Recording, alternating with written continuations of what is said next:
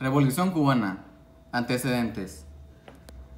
El 9 de octubre de 1868 comienza la Guerra de los 10 años, cuando la clase baja cubana quiere acabar con la esclavitud, pero al final se firma la paz.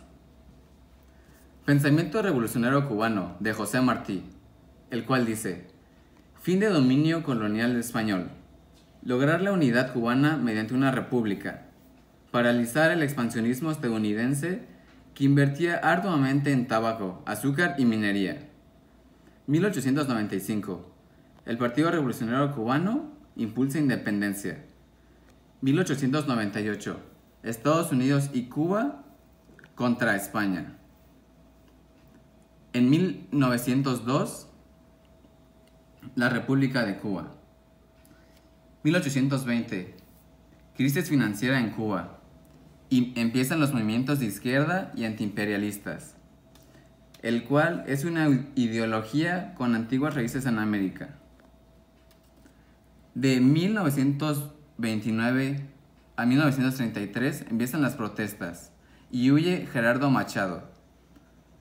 El gobierno de Batista es entre 1940 a 1944, el cual tuvo gobiernos corruptos y acercamiento con Estados Unidos de América.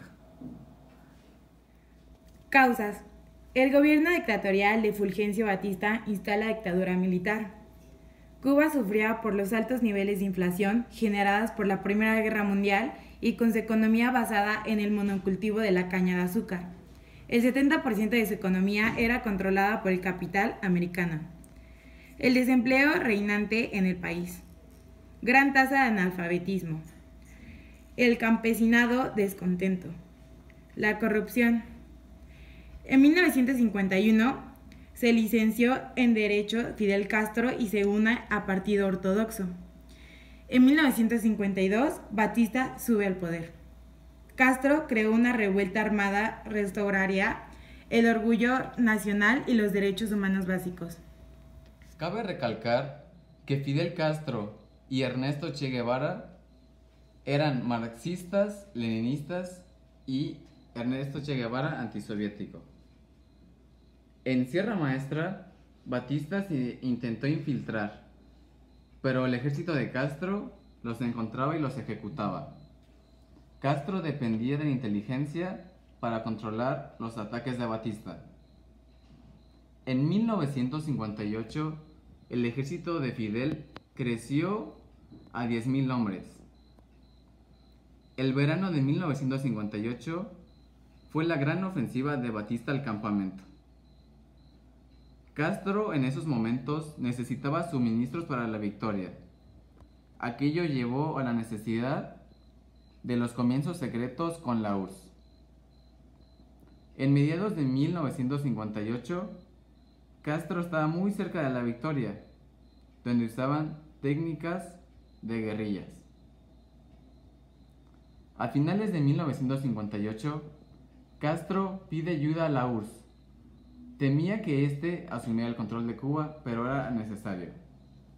Khrushchev suministró a Castro en secreto un excedente de fusiles alemanes de la Segunda Guerra Mundial. Batista, para calmar las aguas, llamó a Castro comunista. En 1958, la CIA envió un equipo para determinar sus ideales políticos al hogar donde nació Castro. El 31 de diciembre de 1958, Batista huye de La Habana con millones de dólares de fondos malversados. Nikita Khrushchev envió a Anastas Mikoyan a intentar calmar a Castro y silenciar líderes militares soviéticos en Cuba. Castro se enojó porque quedó en un conflicto entre dos superpotencias, y así prometió derribar cualquier avión estadounidense que sobrevolara a Cuba. Abrazando a la URSS, Estados Unidos había aislado a Cuba, a pesar de su enfado con Nikita Khrushchev por la gestión de la crisis de los militares. Fidel Castro se dio cuenta a principios de 1963 de que tenía pocas opciones. Los soviéticos estaban favoreciendo la economía mediante el suministro de petróleo, le estaban ayudando a construir una industria y estaban preparados en caso del compromiso de Kennedy de no invadir Cuba. En noviembre de 1962, Nikita Khrushchev empieza a retirar los misiles. En 1964, Leonidas Brezhnev fue nombrado nuevo líder de la URSS. En el 66, Che Guevara viaja a Bolivia para unirse a los rebeldes comunistas contra el gobierno de Cuba. Y en el 91, la crisis de los misiles tuvo lugar en Estados Unidos y Cuba, con influencia en la URSS y Turquía. En septiembre de 1962, Khrushchev inicia transporte de misiles y técnicos, 40.000 soldados soviéticos y más de 100.000 civiles para encargarse de la instrucción militar y de asesoría técnica. Aviones de reconocimiento U-2 de la Fuerza Aérea estadounidense fotografiaron rampas de lanzamiento y misiles a medio instalar en Cuba, con alcance de 3 kilómetros con gran poder de destrucción que tomó por sorpresa al gobierno de los Estados Unidos. Kennedy denunció la presencia de misiles y advirtió que todo ataque desde la isla sería respondido, como si fuera un ataque soviético. Para impedir la entrada de más armamento se desplegó el bloqueo marítimo a Cuba. Esta coyuntura permitiría a la Unión Soviética colocar a los Estados Unidos en posición de jaque para forzarlo a dar una solución a la situación de Berlín, que constituía un epicentro de tensión tras la construcción del muro, y a presionar una negociación referente a la instalación de misiles estadounidenses en Turquía. El estado de tensión alcanzó su máximo nivel cuando barcos soviéticos, algunos escoltados por submarinos, se acercaban a la línea de bloqueo. El Pentágono puso a sus tropas en un estado de DEFCON 2, que es el paso previo a la guerra general. Postura firme del gobierno estadounidense obliga al máximo dirigente de la URSS, Nikita Khrushchev, a ordenar el retiro de las embarcaciones soviéticas. El 28 de octubre, Khrushchev anuncia acuerdo con Estados Unidos sin participación de Cuba. Había acordado retirar misiles de Cuba.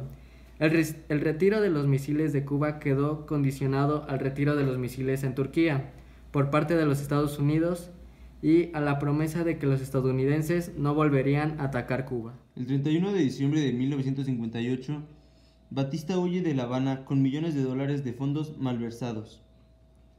El 1 de enero de 1959, Raúl Castro, Che Guevara y Camilo Cienfuegos entran a La Habana. El 8 de enero de 1959 llega Fidel y él aprobó 1.500 nuevas leyes, también aumentó los salarios, redujo impuestos, incautó las exportaciones de propietarios extranjeros y hizo que todas las empresas extranjeras en Cuba fueran nacionalizadas. En abril de 1959, Fidel fue a Estados Unidos a cultivar una relación. Consecuencias. Estados Unidos en 1960 prohibió el comercio y rompe relaciones comerciales con Cuba. También se nacionalizaron los bancos y empresas extranjeros.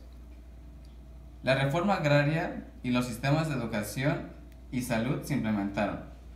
Se iniciaron campañas masivas de alfabetización. Un dato interesante es que se reduce la tasa de mortalidad infantil, la cual es menos que la de Washington, D.C. En 1960, durante la Guerra Fría, Cuba es expulsada de la OEA, acusada por difundir subversión en todo el continente. Cuba también se convirtió en una nación comunista y ayudó a la emancipación de la mujer. Visión política de Latinoamérica. En Chile, las primeras acciones de la Junta llevaron a prohibir todos los partidos políticos de izquierda. También Estados Unidos proporcionó apoyo al gobierno militar tras el golpe de Estado. Chile también creó reformas de libre mercado y su política condujo a un crecimiento sustancial del Producto Interno Bruto, convirtiéndose en una economía liberalizada, bien integrada en el mercado mundial. Por parte de Argentina, en 1962, junto con el resto del continente menos México, decidió romper relaciones bilaterales con La Habana, producto de un aislamiento internacional fogoneado por la derecha cubana, instalada en Miami, y por el propio gobierno de Estados Unidos. El 28 de marzo de 1973, el gobierno argentino decidió normalizar las relaciones diplomáticas, consulares y económicas entre los gobiernos de Buenos Aires y La Habana. Por parte de México y Cuba establecieron relaciones diplomáticas el 20 de mayo de 1903. Desde entonces han mantenido relaciones ininterrumpidas. Además, México fue el único país en América que no rompió relaciones con Cuba tras el triunfo del golpe de Estado castrista. Además, ambos países desarrollaron a partir de ahí sus relaciones en una regla no escrita de no intervención en los asuntos del otro. Así, México no formularía ni apoyaría ninguna iniciativa destinada a aislar o a perjudicar a Cuba.